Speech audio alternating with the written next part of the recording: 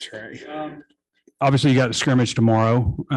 Took a little bit off them today. I guess a shorter practice. Still, I guess, got after it. But just what are you looking for with your guys in the scrimmage in terms of maybe some depth behind your starters? I think that's a lot of it. I think a lot of it is depth.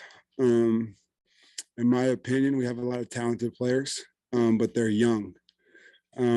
Our biggest challenge behind who we have as starters right now, Bumper and Drew, is maturity and being able to understand how important some of this stuff is and being able to focus every single play. So when we talk about the scrimmage this weekend, those 3 freshmen I got, they're going to get thrown into the fire. Well, I guess there's more than 3 now, but Chris Paul is still a freshman. Woodard, I guess Woodard's a sophomore now. And you got Jordan Crook and Manny Powell, and then Caden Henley's coming along too. Those guys are going to get thrown in the fire on Saturday and see, what they're all about. And if I had to guess from the way practice has gone, we're going to see that those guys are going to help us a lot this year. Drew and Bumper, you mentioned so much inexperience behind them. What do you use like as a motivation, competitive standpoint, like other players in the conference, or like what do you use to push those guys, or do they even need it? They don't need it.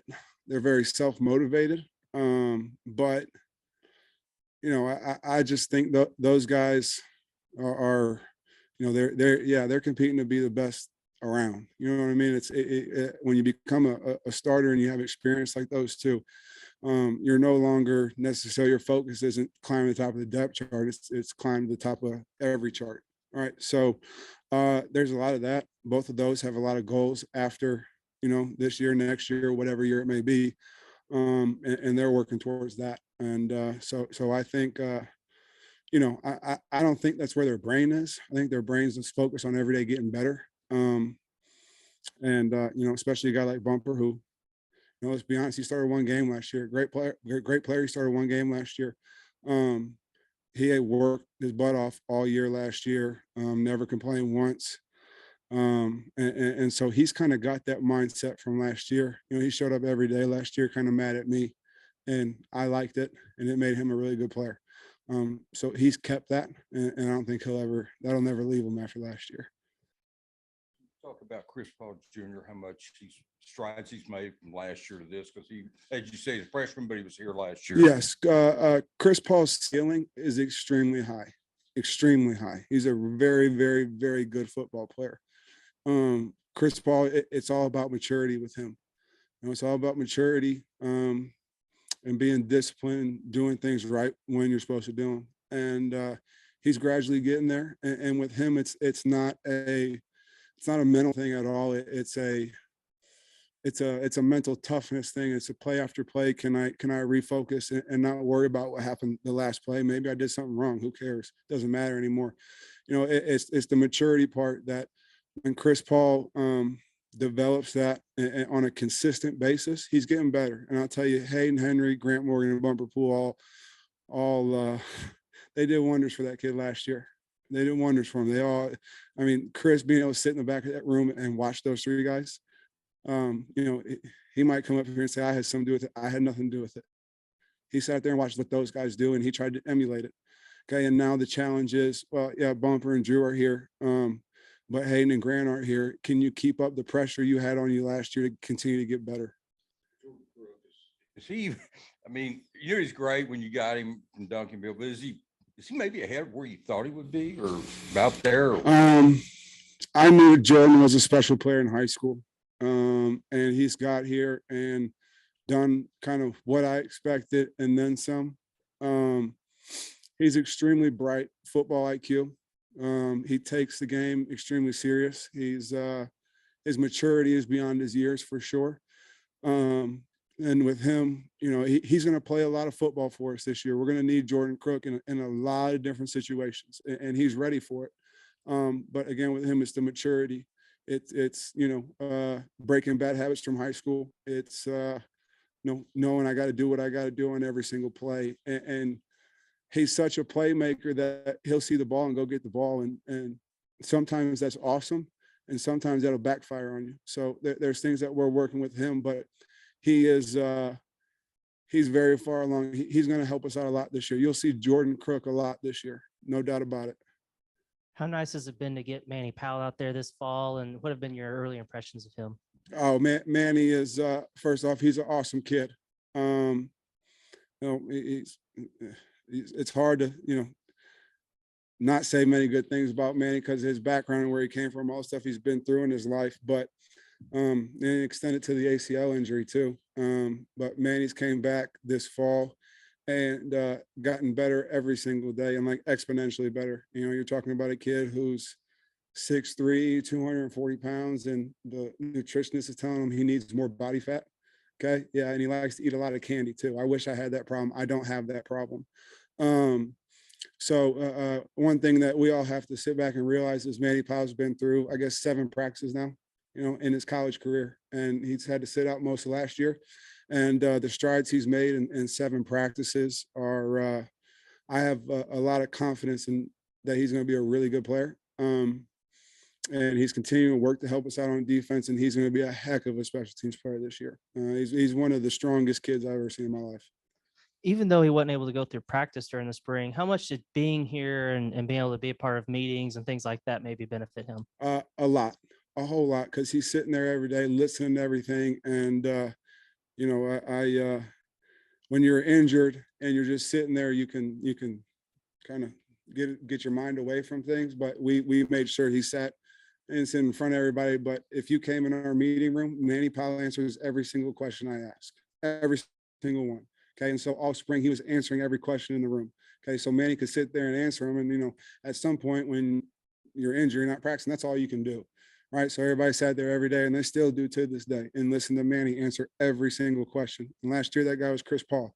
Okay. Well, it starts at, the more they talk it, the more they understand it. And so Manny, even though he wasn't involved in those 15 practices, between what Jamil was able to do with him in the weight room and what he was able to see in meeting rooms, has helped propel him along for sure. Sam yesterday wasn't sure how much tackling you might do tomorrow. Have y'all got that settled? And will Bumper be pulled back a little bit, or what will he do? I'm not exactly sure 100% on the exact rep count yet. We're going to be smart with Bumper for sure. He's an older guy. I know what he can do, right? We know what he can do. So we're going to be smart with him. What that exactly means right now, I don't know. But, like we led off with, I'm really interested in seeing what those young guys are going to do on Saturday. But with that, Bumper and Drew, they got to get better. You know what I mean? We got to progress them. So they're not just going to stay in there. They're going to get everything they need to get, but it'll be a rotational basis, like, as you guys have seen all throughout practice. I mean, we're trying to get guys reps. Yeah. Jackson Woodard last year, when you guys went to 2s, Jackson was being there quite a bit. What do you think of his game, and just, I guess, how feisty he is for a former walk-on? Yeah, he's progressed a lot, and it's a kid who puts his head down and just goes to work.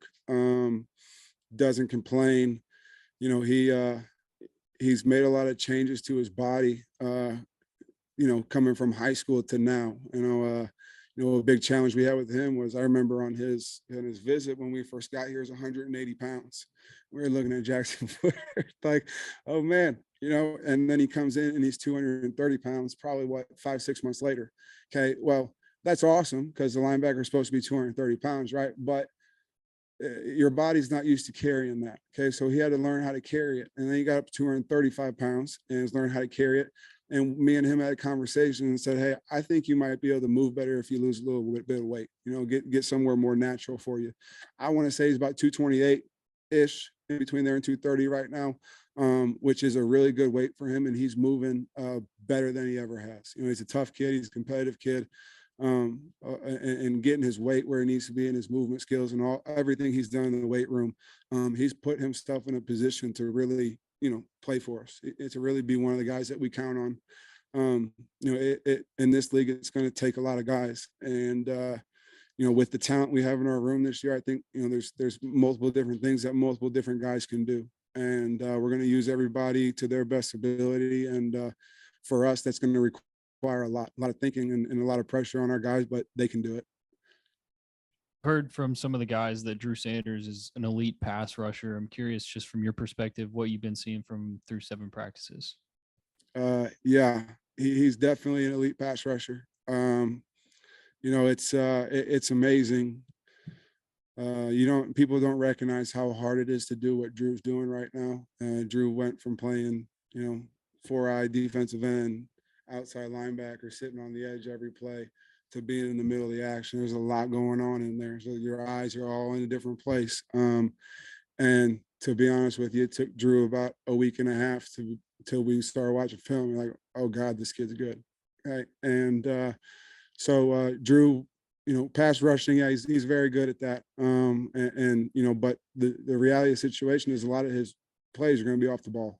Okay. So we're working on him getting better at that.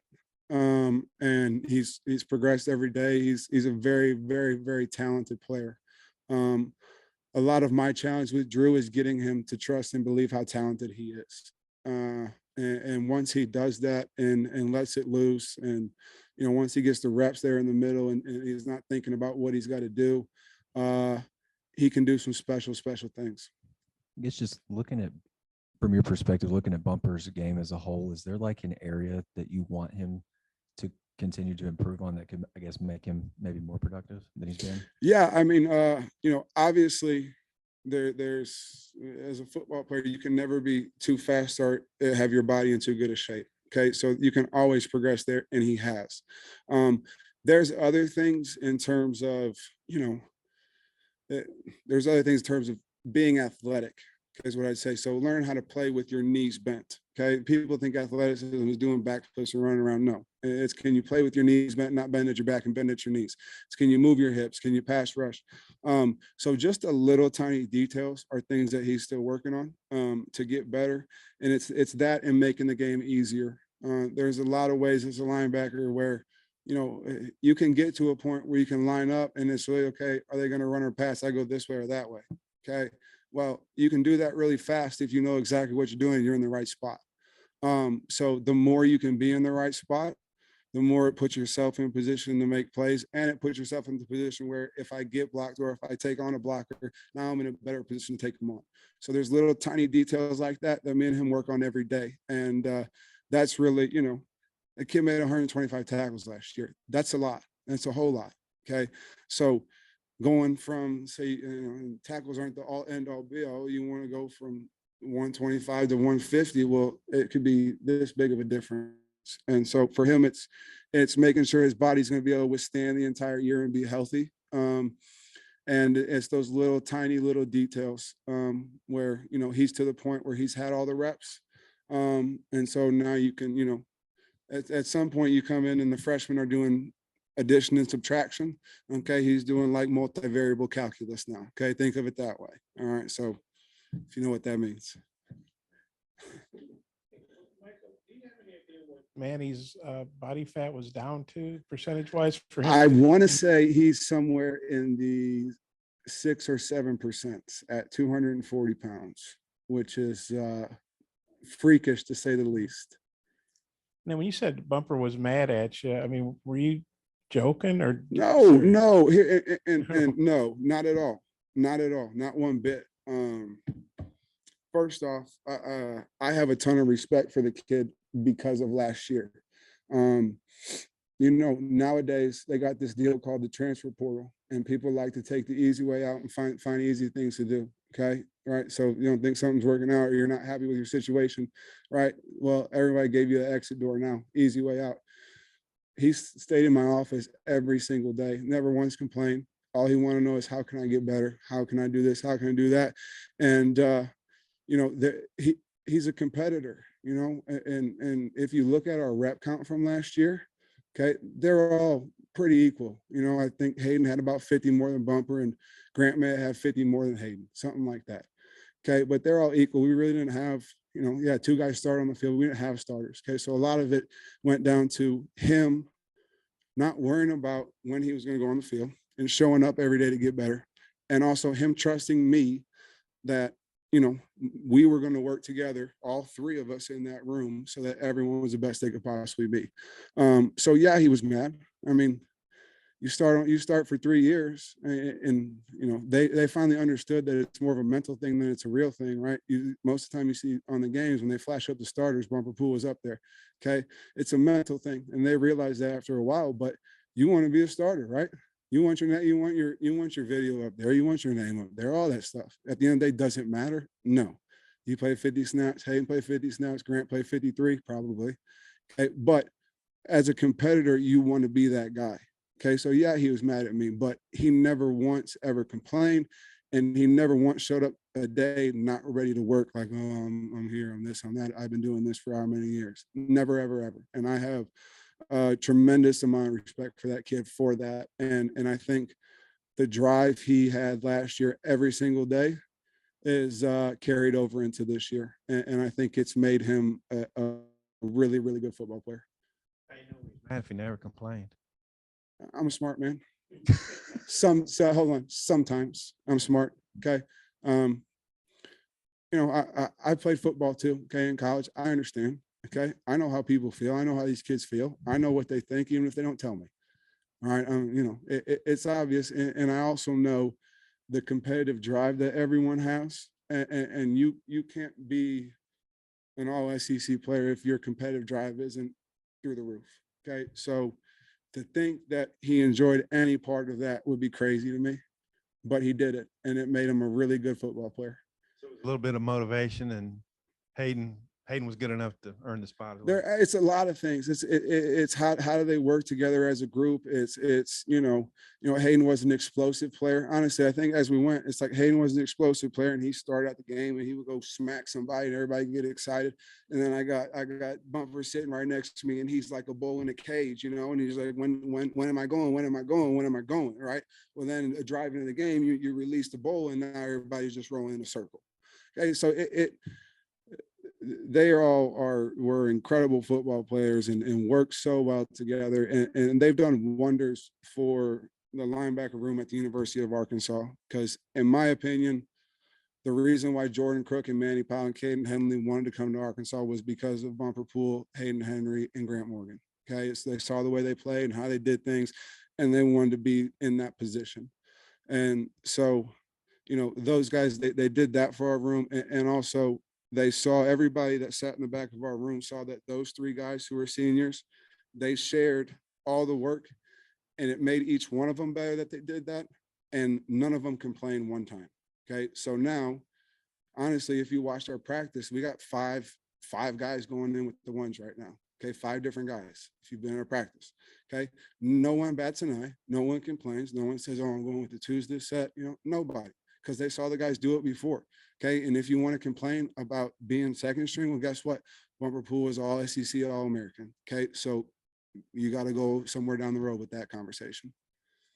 He also came back to play for you for a bonus year. Yeah. Must like you. Okay. Change the subject a little bit. I guess this was your first time out on the road recruiting in the evaluation period. How'd that go? And what kind of territories are you assigned? I spend most of my time in the state of Missouri and then North Dallas. So, you know, we got a good crop of linebackers out of Dallas, out of Texas, still kind of going. And, you know, I spend a lot of time North Dallas area and then all of Missouri. You know, I'm from St. Louis, spent a lot of time in Columbia, have a good amount of friends in Kansas City. So you kind of sweep your way across the state, come back down our way. I know you can't comment specifically on players, but you signed 3 in the last class, got 3 committed for this class. Is that kind of like about a number you would like to bring in every class out of the high school ranks? It just depends. Probably. But at some point then, you know, as the years, as we build our room and as the years go on, you know, you have to have the correct number for the amount you use, you know. So I'd like to say it's always going to be 3. But if for whatever reason I walk into the room and next year we have 12 guys that aren't leaving, maybe we cut that number down. I don't know. We just kind of roll with it. And, you know, nowadays, the way the transfer portal is, you never know. As I say, you never know. Anything can happen. So 3's been it. 3 is kind of what we aim for, but you kind of also have to look at the roster. I always thought a linebacker is kind of born a linebacker with a certain mentality. You can't just like make somebody that. What do you look for when you're evaluating these guys? What are some of the properties you're looking for in a person to come and play for you?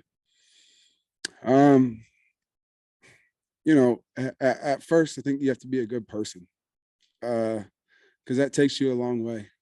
You can be as good as you want. You're a bad person. I think eventually you get shooed to the side, or you're going to rule yourself out one way or another. So I guess you got to find good people, and then tough kids. Find good people that are tough. Obviously you want them to run, you want to be big, but if you can find good people that are tough, you can mold them and teach them the things you want, and hopefully kind of mold them into being a really good football player. Obviously you want to be able to run fast too, but I think the mental part of it at the linebacker level is probably the biggest part. You mentioned with Drew Sanders that one of your biggest challenges is kind of getting him to buy into how talented he really is. How do you as a coach go about that, especially with a guy that's newer to the program?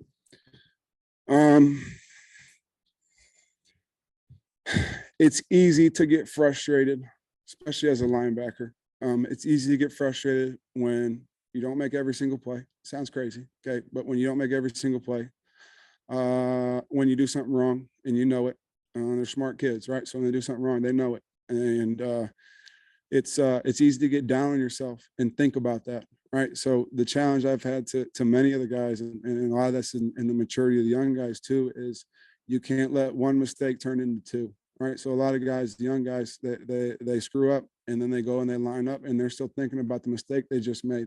Well, then one mistake turns into two, two turns into three, and then all of a sudden they're having an awful day, okay? And they're all out of whack mentally.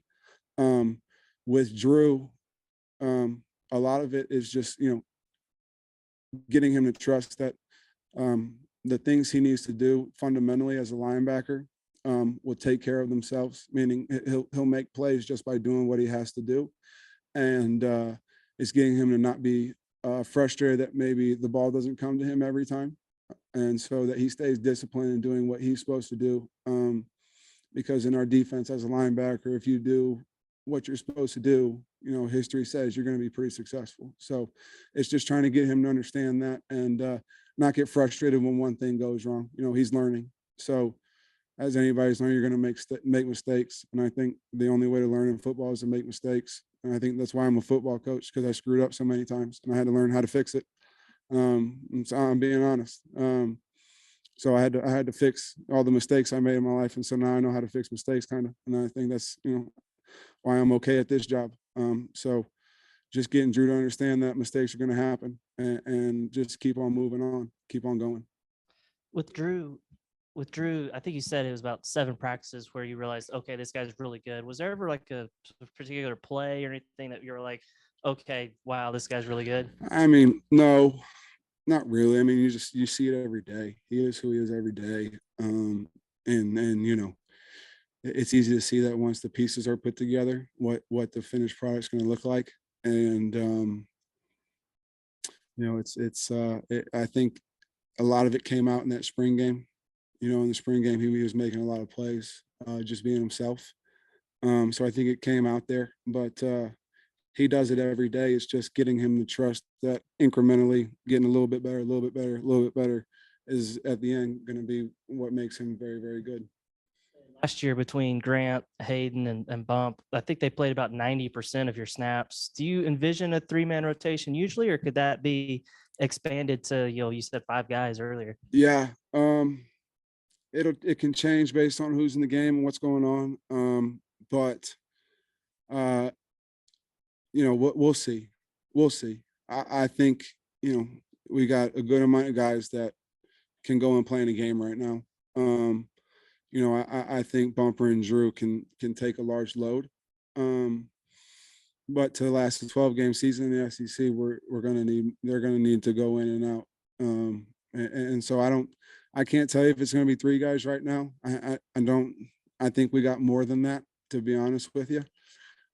So I do think it'll be a little bit different. How exactly it's gonna look, I don't know. Caden Henley's camp's going, and I guess he was a 4-year starter think he had close to 500 career tackles. I know it's high school versus the SEC, but how does that kind of production and experience, all those games, 50 games, translate right now, and kind of how's he done in camp? Caden's actually done a really good job. You know, Caden was here in the spring, which helped him out a lot. Also, he got 15 practices in the spring. But he's coming along a lot. Caden's a very smart kid, and so the challenge with him is he knows what he's doing, and now it's getting him to do it fast and not think about it. You know, when you're smart, you start to think a lot. So it's getting him to play fast and not think. Now with that, he's come along a lot. I think he's going to help us, and he's got his role for us on special teams. I think, you know, all those young kids, I think we need them this year to help us in some sort of way. And Caden's one of those. You know, we got between Manny, Caden, and Jordan, those kids are all very talented freshmen, and I think you'll see all three of them this year in some way. In some way, yes, sir. Hey, Coach.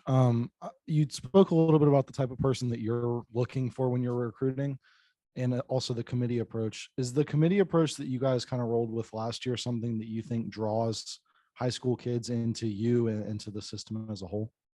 You talking about just playing all the guys?